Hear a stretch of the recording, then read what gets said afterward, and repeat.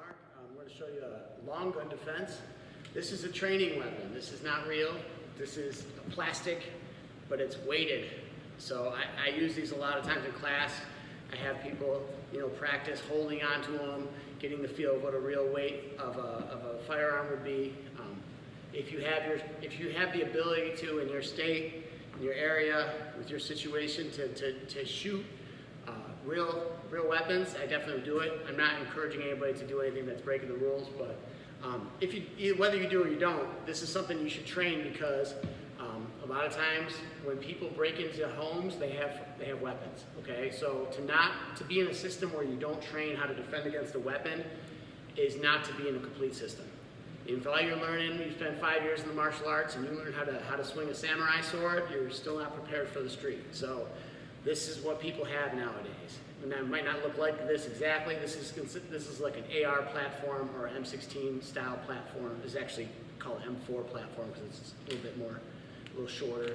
But anyways, same problems exist. Again, if I'm the bad guy and Bob is the good guy, same problems exist with a handgun. Okay, so if a guy's pointing a long gun at you, shotgun, rifle, doesn't matter.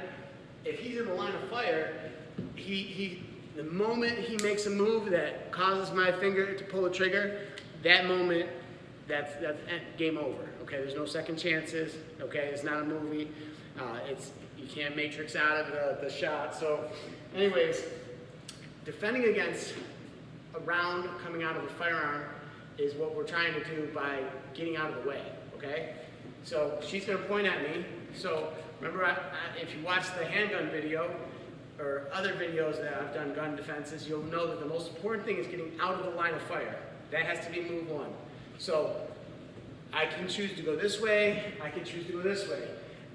Based on how I'm standing, if I put my hands up like this, look at this hand is a lot closer to the gun. If I'm here, she's pointing the gun and just follow me. Like, I'm so far away right here that I probably can't do anything. Okay, just so you know, no matter what style you train, ideas of like, you're better off at this point, if somebody's pulling a gun on you and you have this or more distance, is trying to find cover, trying to dive somewhere, get out of the way, okay? But if I'm this close, that means I can reach out and I can grab onto something, then I'm close enough to try to do defense. Take a step this way, please. All right, cool. So I'm gonna do some slow motion so you can see this on the camera, but basically move number one is push. It's not grab, okay? Because if you grab, the natural response is for them to back up. We're not going to show all that today, but I'm just going to push or pass so that the line of fire is off here, and I am going to step in and close the distance. Now, if you see me do other weapon drills where I wrap the arm, this is similar to that. You're just wrapping the gun. So again, the gun's pointing at me. I'll show you from the other side. Pass, 1, 2. It happens all at the same time, very fast. Now, from this point, I'm holding on with 2 hands. I'm going to either do a headbutt, bang, or a knee to the groin. That's to get them so they kind of loosen up a little. Step 3 now is to just begin to wrestle this away. Step 4, I need to create distance between me and the bad guy so they can't grab the gun out of my hand.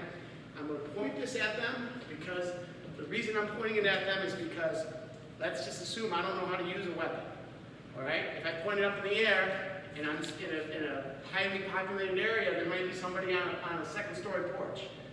If I point it at the ground, okay, and you accidentally pull the trigger and it was loaded, that round is going to ricochet off the ground and go somewhere else.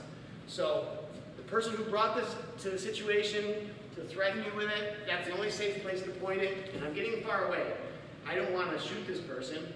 I just want them to leave. I want to de-escalate the situation. So de-escalate means to bring that escalation.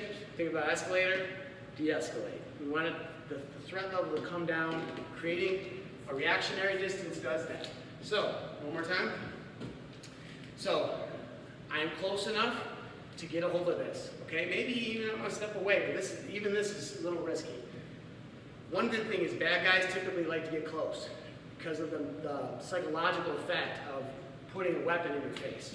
So if you're close enough to touch it, or they're close enough to touch you with the gun, then you're close enough to defend.